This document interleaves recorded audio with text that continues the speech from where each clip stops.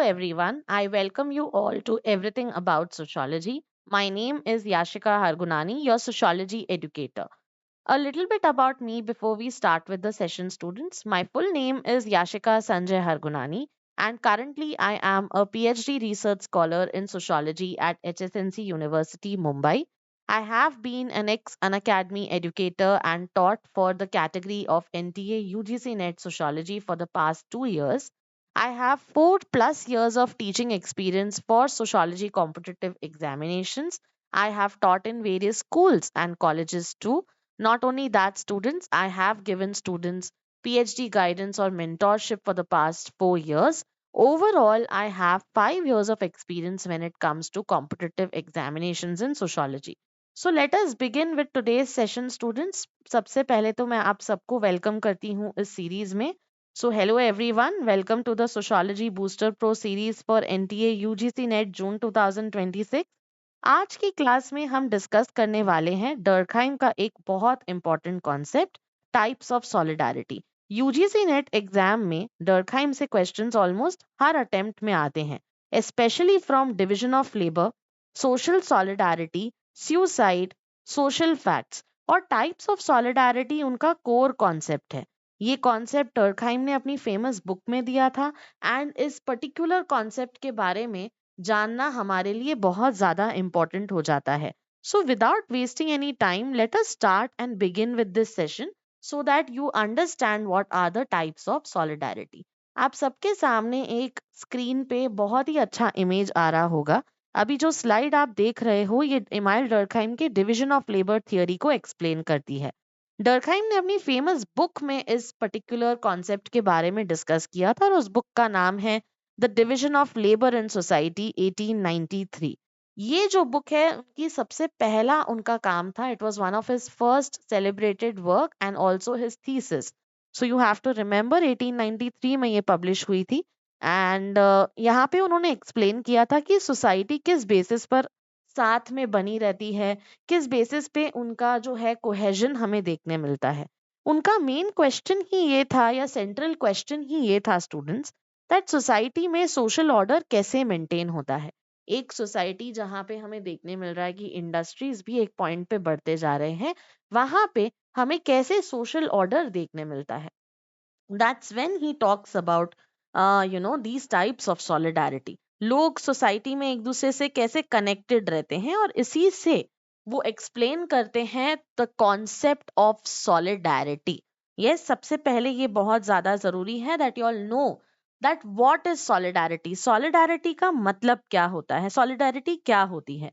Simple शब्दों में अगर मैं आप सबको कहूँ तो सॉलिडारिटी का मतलब है किसी तरह का सोशल बॉन्ड. लोगों के बीच में सोशल बॉन्ड कैसे होता है, इसी के बारे में इस पर्टिकुलर शब्द से आपको समझना बहुत जरूरी है. वो कनेक्शन जो इंडिविजुअल को सोसाइटी में एक साथ जोड़े रखती है, उसी को हम सॉलिडारिटी कहते हैं. और इसी बेसिस पर उन्होंने दो टाइप्स ऑफ सॉलिडारिटी के बारे में बात किया था. Number 1 is mechanical solidarity, number 2 is organic solidarity. अब ये मैकेनिकल सॉलिडारिटी जो आप लेफ्ट साइड पर देख रहे हो, आपको दिख रहा होगा बहुत सारे प्रिमिटिव एरा के लोग हैं, ट्रेडिशनल सोसाइटी है. आप देख सकते हो एक ट्रेडिशनल ट्राइबल सोसाइटी के जैसा एक इमेज बनाया गया है. इस टाइप की सोसाइटी में लोग सिमिलर काम करते हैं, similar type of work. For example agriculture. लोगों के जो बिलीफ सिस्टम या रिलीजियस वैल्यूज भी होते हैं वो भी काफी ज्यादा सिमिलर होते हैं. They follow 1 to 10. Not only that, उनका जो लाइफस्टाइल भी होता है वो भी काफी ज्यादा सेम होता है. सो डर्कहाइम कहते हैं कि ऐसी सोसाइटीज में जो कलेक्टिव कॉन्शियसनेस होता है, एकजुटता होती है लोगों के बीच में, वो काफी ज्यादा एक दूसरे से लोगों को जोड़े रखती है. सो सोसाइटी के मेंबर्स ऑलमोस्ट सेम आइडियाज और मॉरल वैल्यूज शेयर करते हैं. इसी सिमिलैरिटी की वजह से सोसाइटी में मैकेनिकल सॉलिडारिटी डेवलप होती है. You can take the example of tribal societies or early agrarian societies like shown in the image. On the other side, right side of the image, you can see that organic solidarity का एक बहुत ही अच्छा प्रदर्शन किया गया है. अब यहाँ पे आपको देखना है, it is talking about modern society. आप देख सकते हो बहुत सारी बिल्डिंग्स हैं, there are people who are communicating with each other. So modern societies में सिचुएशन काफी ज्यादा डिफरेंट होती है. यहाँ लोग डिफरेंट प्रोफेशंस में काम करते हैं. Some of them are teachers, some of them are doctors, engineers, lawyer, businessman. ये सब अलग अलग काम करते हैं, लेकिन सब एक दूसरे पर कहीं ना कहीं डिपेंडेंट होते हैं। मैं हमेशा ये एग्जाम्पल स्टूडेंट्स को देती हूँ दैट एक टीचर जो है वो हमेशा एक डॉक्टर पे डिपेंडेंट होगी और एक डॉक्टर जो है लॉयर पे डिपेंडेंट होगा। That means there is interdependence and solidarity जो है वो इंटरडिपेंडेंस से आ रही है। इसको डर्कहाइम बोलते हैं डिवीजन ऑफ लेबर में। हमें कैसे देखने मिल रहा है कि इंटरडिपेंडेंस के द्वारा सॉलिडारिटी फॉर्म हो रही है, और इसी इंटरडिपेंडेंस की वजह से मॉडर्न सोसाइटी में ऑर्गेनिक सॉलिडारिटी कहीं ना कहीं डेवलप होती है। Very very important, you need to remember now, like I said, mechanical solidarity primitive society का आप एग्जाम्पल ले सकते हो, and it is based on similarities, and organic solidarity on the other hand is based on interdependence. So यहाँ तक I hope आप सबको clear है between mechanical solidarity and organic solidarity. Some more details on this students, जो slide आप अभी देख रहे हो ऑन द स्क्रीन, ये डर्कहाइम के सोशल सॉलिडारिटी के कॉन्सेप्ट को पूरी तरह से समराइज कर देती है।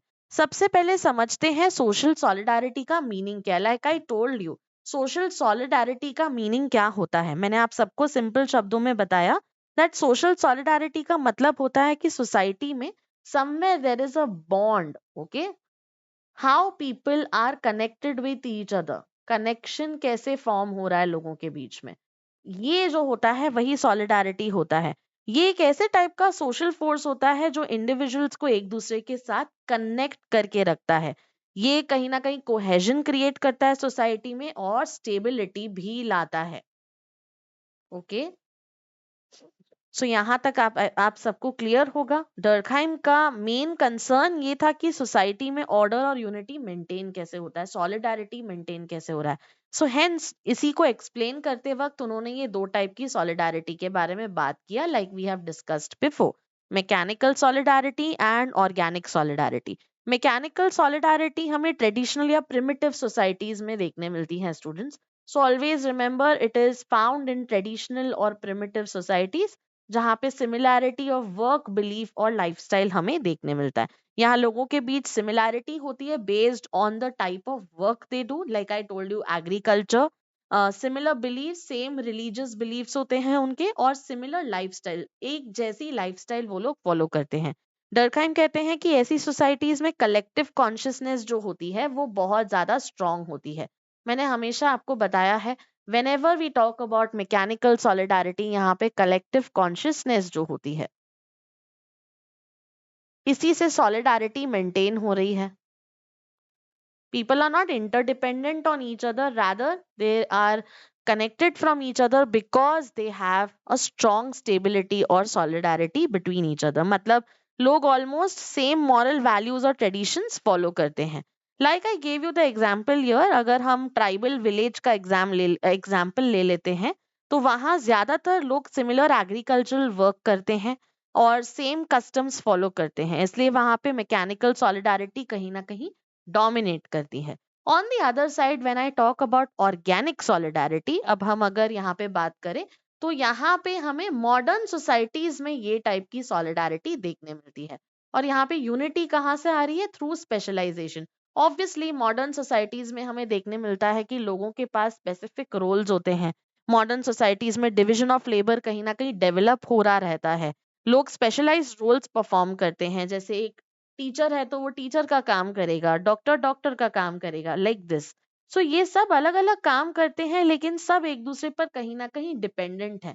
एक टीचर जो है ऑब्वियसली मैंने आपको बताया था is dependent on a doctor for health, the doctor son is dependent on the teacher again. So there is connection because of interdependence. इसी इंटरडिपेंडेंस की वजह से मॉडर्न सोसाइटीज में ऑर्गेनिक सॉलिडारिटी डेवलप हो जाती है। So I hope this is again clear with you. We will be moving down to the features of types of solidarity now. Before that, हम अब एक बार थोड़ा सा रिवीजन कर लेंगे स्टूडेंट्स। मैंने अब तक आप जब जो जो चीजें आपको पढ़ाई है उन चीजों को हम लोग एक बार रिवाइज करेंगे, so that by the end of this class you are clear of with whatever we have covered by now. Okay guys, so let's prepare now. Let's start with this. सो एक कॉन्सेप्चुअल क्वेश्चन मैं आप सबसे पूछूंगी सबसे पहले तो, that is mechanical और organic solidarity की हम जब बात करते हैं, mechanical and organic solidarity,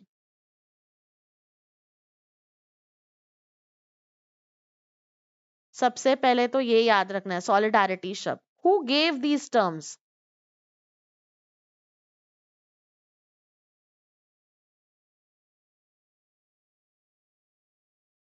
You have to remember the correct answer is Emile Durkheim.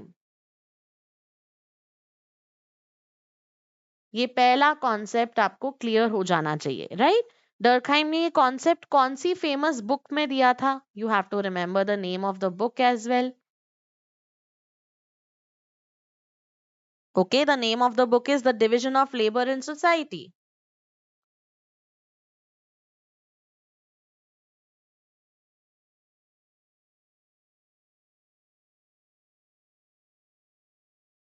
Okay, ये कौन सी ईयर में बुक आई थी? You have to remember the year also. This is how you learn the concepts. 1893. Okay. Now you have to remember what were his central questions also. His central question was कि social order maintain कैसे होता है society में. Social order, solidarity, हर society में maintain कैसे होता है. This was a central question. So I hope यहाँ तक आप सबको clear है. We can move down to the features of mechanical solidarity. Now, whenever we talk about any concept, it becomes very important for us that we also cover the features of each concept, right? So we start with the features of mechanical solidarity and one by one we look at the points. ठीक है? सो जैसे ही हम बात करते हैं characteristics की, Durkheim के अकॉर्डिंग मैकेनिकल सॉलिडारिटी जो होती है वो हमें ट्रेडिशनल सोसाइटी में देखने मिलती है, हमें ट्रेडिशनल सोसाइटी में पाई जाती है. यस, नॉट ओनली दैट, आपको यहाँ याद रखना है कि the traditional society follows similarities, right? It ये सिमिलैरिटीज पर बेस्ड होता है. मतलब सोसाइटी के जो मेंबर्स होते हैं उनके बीच में कॉमन आइडेंटिटी होती है और सिमिलैरिटी होती है. यहां तक तो आप सबको क्लियर है that what is mechanical solidarity. Now let us read the first statement here. Okay, according to Durkheim, society is characterized by mechanical solidarity deficit, social cohesion based on common roots of identity and similarity. पहला feature हमारा क्या है? social cohesion is based on similarity. इसका मतलब क्या होता है? Mechanical solidarity में सोशल कोहेजन सिमिलैरिटी पर बेस्ड होती है स्टूडेंट्स. इसका मतलब है कि लोग सिमिलर टाइप का काम करते हैं, सिमिलर बिलीव्स रखते हैं, सिमिलर लाइफस्टाइल फॉलो करते हैं, यानी इंडिविजुअल्स के बीच डिफरेंसेस जो होते हैं वो काफी ज्यादा कम होते हैं. इसलिए यहाँ पे जो है सिमिलैरिटी की वजह से सोसाइटी में हमें यूनिटी देखने मिलती है. We get to see a lot of integration between people because of this. Number 2, social rules and practices are religious in nature and encompasses all aspects of social life and activity. यहाँ इसका मतलब क्या हो गया कि social rules जो होते हैं यहाँ पे रिलीजियस होते हैं इन नेचर. डर्कहाइम कहते हैं कि ट्रेडिशनल सोसाइटीज में सोशल रूल्स और प्रैक्टिसेस रिलीजियस होते हैं नेचर में. What does this mean students? मतलब रिलीजन सिर्फ एक इंस्टीट्यूशन नहीं होता है यहाँ पे, बल्कि सोशल लाइफ का ऑलमोस्ट हर एस्पेक्ट को वो इन्फ्लुएंस करता है. फॉर एग्जाम्पल, जितने भी मैरिज रिचुअल्स हो गए, फेस्टिवल्स, कस्टम्स, डेली बिहेवियर हो गया लोगों का, ये सब कहीं ना कहीं is based on the religious identity. ये सब रिलीजियस नॉर्म्स से गाइडेड होते हैं and hence they follow the similar types of religious norms. Number 3, religion is the predominant social institution, and religious ceremonies and periodic rites form the basis of their common social attachments. The division of labor is rudimentary. What does this mean, students? Religion यहाँ पे dominant institution का role play करता है. Mechanical solidarity वाली societies में religion सबसे important social institution माना जाता है. डर्कहाइम कहते हैं कि somewhere he also says that religious ceremonies or rituals लोगों को एक दूसरे के पास लाती है, लोगों को एक दूसरे से कनेक्टेड रखती है. ये रिचुअल्स कहीं ना कहीं कलेक्टिव आइडेंटिटी क्रिएट करते हैं, जिससे you can also say that society में यूनिटी डेवलप हो रही है. इसी रीजन से डर्कहाइम रिलीजन को बहुत इंपॉर्टेंस देते हैं. He says that it is also one of the reasons that cohesion maintain हो रहा है सोसाइटी में. Division of labour is rudimentary. इसका मतलब क्या होगा? ये जो स्टेटमेंट आपके सामने है, यस, मैकेनिकल सॉलिडारिटी वाली सोसाइटीज में डिवीजन ऑफ लेबर बहुत ज्यादा लिमिटेड होता है. रूडिमेंट्री का मतलब होता है बहुत ज्यादा लिमिटेड होता है. That means division of labour is simple in nature. मतलब लोग मोस्टली सिमिलर टाइप का काम करते हैं. अगर हम ट्राइबल या अर्ली अग्रेरियन सोसाइटी देखें तो ज्यादातर लोग एग्रीकल्चर या सिमिलर इकोनॉमिक एक्टिविटीज में ही इन्वॉल्व होते हैं. यहाँ स्पेशलाइजेशन बहुत ज्यादा कम होता है. It is not complex in nature. Number 4, individuals perform economic and domestic tasks for achievement of common social goal. Here, the members are obliged towards each other. There is a common system of beliefs and practices rooted in the religious life, and the common system of beliefs bind them together. That means यहाँ पे strong sense of collective obligation हमें देखने मिलता है. इस type की societies में individuals एक दूसरे के प्रति स्ट्रांगली ऑब्लिगेटेड फील करते हैं. मतलब लोग सोसाइटी में ये माना जाता है कि हमें एक दूसरे के प्रति बहुत ज्यादा ड्यूटी है. Right, we have to follow and practice the norms for each other. ये कॉमन बिलीफ सिस्टम ही उनको एक साथ बाइंड करके रखता है. एंड डर्कहाइम इसको बोलते हैं कि यहाँ पे हमें इस वजह से स्ट्रॉन्ग कलेक्टिव कॉन्शियसनेस देखने मिलता है. सो यहाँ आपको क्या क्या समझा फीचर्स ऑफ मैकेनिकल सॉलिडारिटी में स्टूडेंट्स? कि कलेक्टिव कॉन्शियसनेस जो होती है बहुत ज्यादा स्ट्रांग होती है इस टाइप की सॉलिडारिटी में. डिवीजन ऑफ लेबर जो होता है वो रूडिमेंट्री होता है, मतलब सिंपल होता है, लिमिटेड होता है. रिलीजन जो होता है एज एन इंस्टीट्यूशन डोमिनेट करता है और कहीं ना कहीं गाइड करता है इस पूरे पर्टिकुलर सोसाइटी को. So I hope this is clear with all of you. Let's look at some more features from mechanical solidarity, जहां पे हम टाइप्स ऑफ लॉ भी देख लेंगे. यस, अब मैकेनिकल सॉलिडारिटी के कुछ और इंपॉर्टेंट कैरेक्टरिस्टिक्स को समझने के लिए you have to first read the first statement. ठीक है.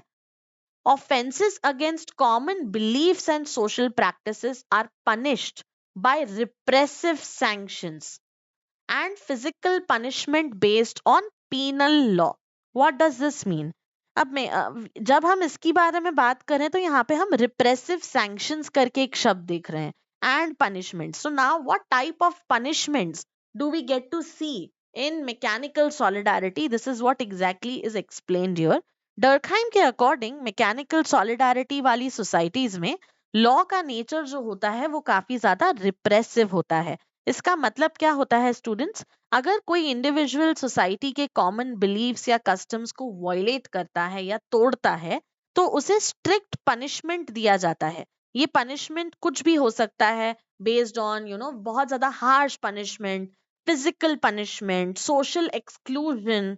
ठीक है, harsh penalties against the penal laws. मतलब अगर छोटी से छोटी क्राइम भी कर लिया तो पनिशमेंट बहुत ज्यादा हार्श होता है. सो यहाँ पनिशमेंट का मेन ऑब्जेक्टिव होता है कि आप दिखाओ कि सोसाइटी में कलेक्टिव कॉन्शियसनेस कहीं ना कहीं प्रोटेक्ट कर रही है सोसाइटी को. Even if people are what we say the punishment is so harsh, even if the crime is so simple. That is because obviously they want to show that even if the crime done by the person is very very simple or very very not that hyped, but still the punishment is very harsh.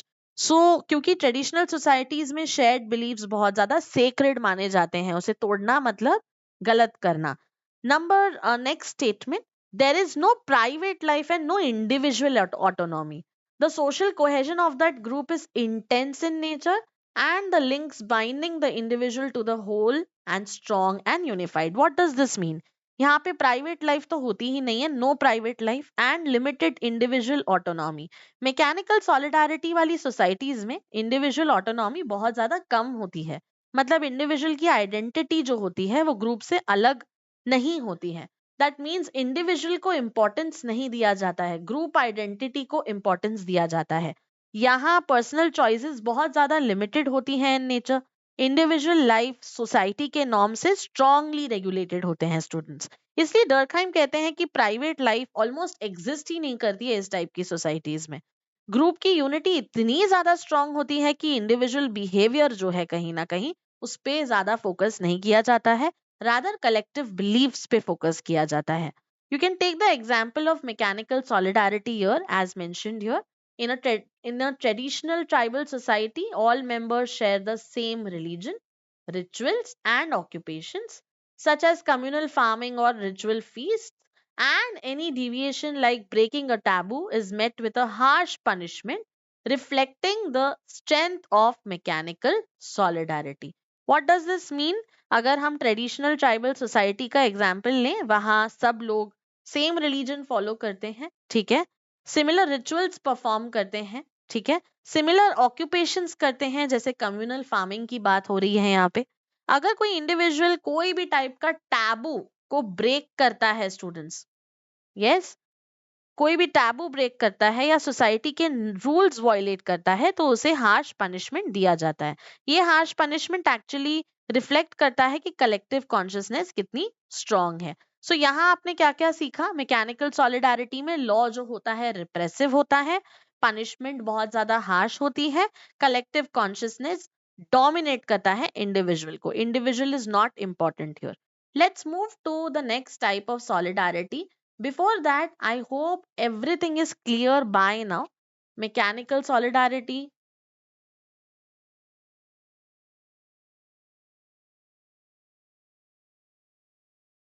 and organic solidarity.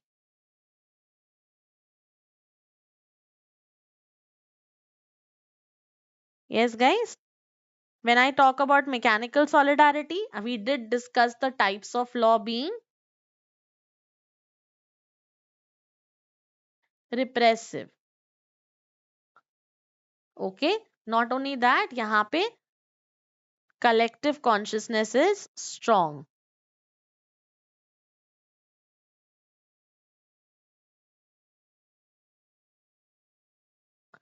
Organic solidarity, we will look at the next type of law.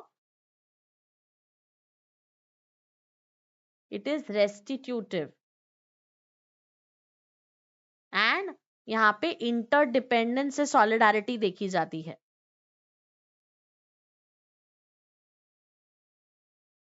Okay,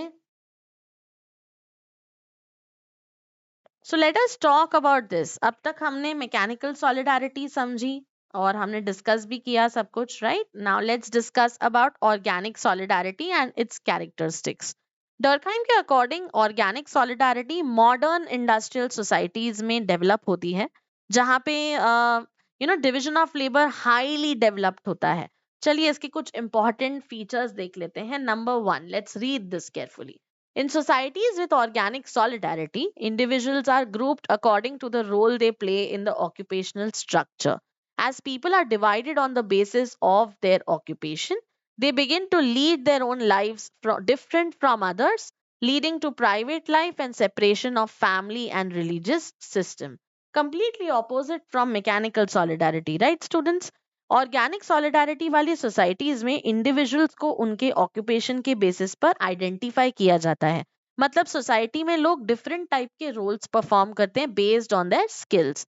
ठीक है, जैसे doctor हो गया, teacher, engineer, lawyer, business person, सबके अपने अपने roles होते हैं और स्पेसिफिक होते हैं ये roles. So people are divided on the basis of their occupation. So यहाँ लोग डिफरेंट प्रोफेशंस में काम करते हैं, इसलिए उनकी लाइफस्टाइल भी डिफरेंट होती है और डेली लाइफ भी एक दूसरे से काफी ज्यादा अलग होते हैं.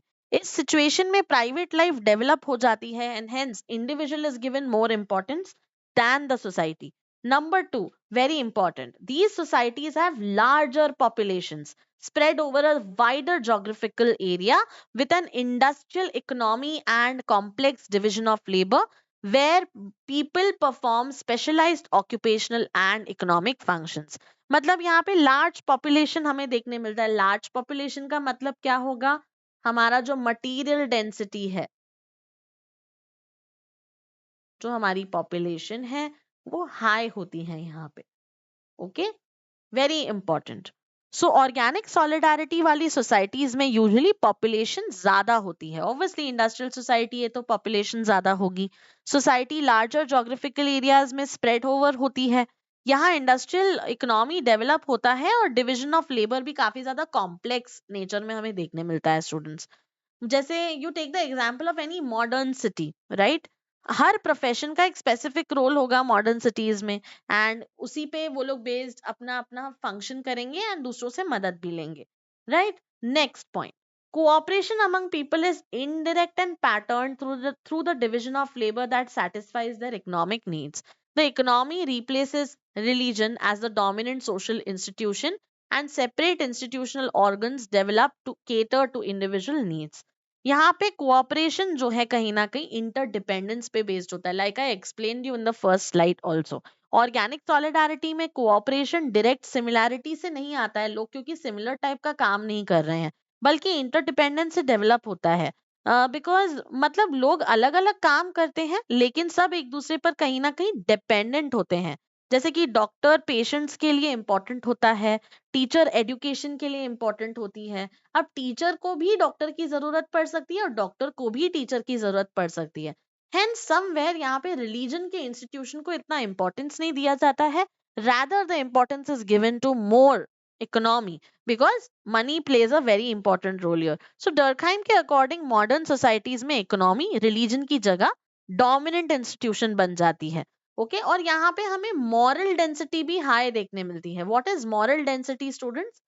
सिंपल शब्दों में अगर मैं बोलूं तो मॉरल डेंसिटी है कि लोगों की जो कम्युनिकेशन है एक दूसरे के साथ, इंटरैक्शन है, वो भी इंक्रीज हो जाती है। Okay, so I hope this is clear. So organic solidarity में डिवीजन ऑफ लेबर कॉम्प्लेक्स हो जाता है, इंटरडिपेंडेंस स्ट्रांग हो जाता है और इंडिविजुअल ऑटोनॉमी भी ज्यादा हो जाती है। So you have to remember these points. Now to summarize this class, it becomes important that you also remember this point, that is population density increases, that means material density. So exam में आपसे question पूछा जा सकता है, material density, material density कौन से solidarity में ज्यादा देखने मिलती है? Please remember, material density moral density दोनों टर्मिनोलॉजीज हमें ऑर्गेनिक सॉलिडारिटी में ज्यादा देखने मिलती है। Yes, we move down to the next part. This is the image which you can see for you to remember what is mechanical solidarity and organic solidarity. तो ये slide में आप देख सकते हो मैकेनिकल सॉलिडारिटी और ऑर्गेनिक सॉलिडारिटी का एक कंपैरिजन दिया गया है। ठीक है, मैकेनिकल सॉलिडारिटी हमें प्री मॉडर्न सोसाइटीज में देखने मिलता है। प्री मॉडर्न मतलब ट्रेडिशनल सोसाइटीज में, यहाँ पे लोग जो है एक ही टाइप का काम करते हैं और एक ही टाइप का रिलीजन फॉलो करते हैं। while on the other hand organic solidarity में हमें देखने मिलता है people have different types of occupation and different types of religion, but still they are interdependent on each other. Hence हमें यहाँ पे material और moral density ज्यादा देखने मिलती है। So solidarity is based on interdependence. So I hope this is again clear with all of you. Before we end the class, I really want that we solve a few questions or I give you a few questions. So एक question मैं आप सबके सामने दूंगी and you are supposed to answer it. Okay? For example, in societies with organic solidarity, unity is based on what? जब हम organic solidarity की बात करते हैं,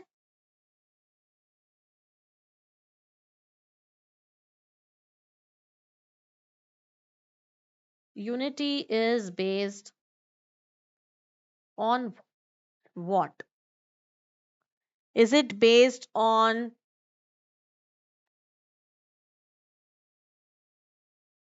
strong consciousness or is it based on interdependence?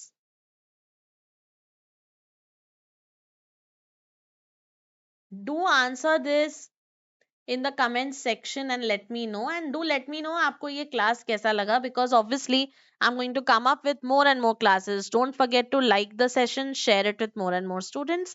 Thank you very much students. Bye bye, take care.